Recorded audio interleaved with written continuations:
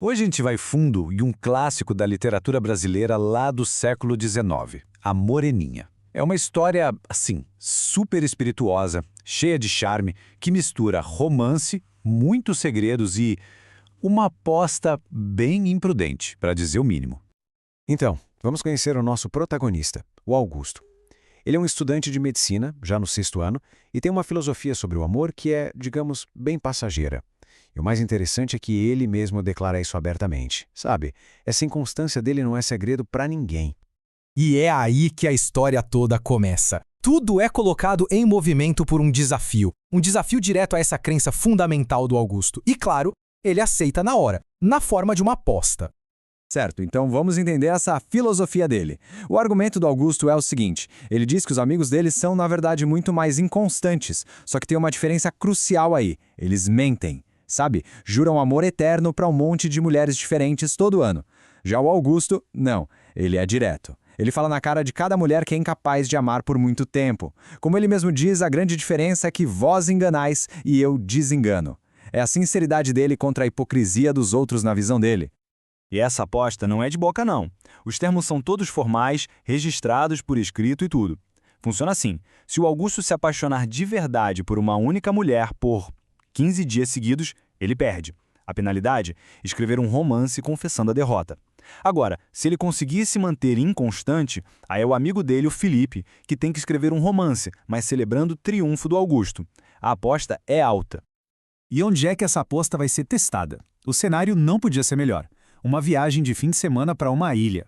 Uma ilha que pertence à avó do Philip e que, claro, vai estar cheio de jovens, um grupo escolhido a dedo para testar o nosso herói.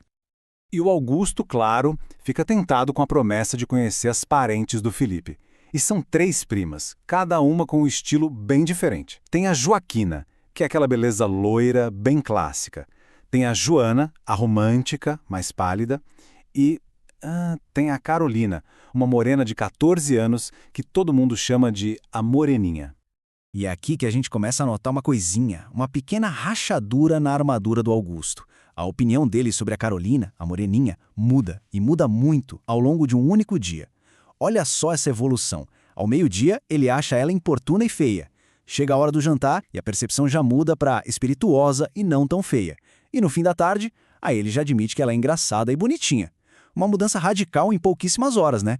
Bom, e para tentar explicar o porquê dele ser assim, o Augusto acaba compartilhando um segredo, algo muito pessoal. Ele conta tudo para a avó do Felipe, achando que eles estão sozinhos numa gruta bem isolada. Ele começa a contar a história do seu único amor de verdade, um amor puro, inocente, de criança, que é a raiz de todo o cinismo dele hoje. Foi com uma menina que ele conheceu na praia há muito tempo.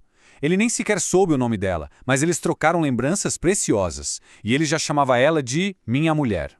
Essa memória é a chave de tudo. É o que explica por que ele se tornou tão cético em relação ao amor.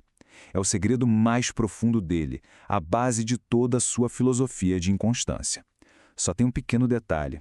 Enquanto ele está lá, abrindo o coração, tem alguém escondido por perto. E essa pessoa está ouvindo cada palavra vinha. E agora o jogo vai virar. A confiança toda do Augusto, essa pose de mestre do romance, está prestes a ser completamente desmontada. Primeiro com uma brincadeira, e logo depois com uma revelação daquelas, de cair o queixo. Imagina a cena. Depois de um pequeno acidente com um café, o Augusto precisa se trocar e acaba se escondendo debaixo de uma cama. E é aí que ele ouve a conversa.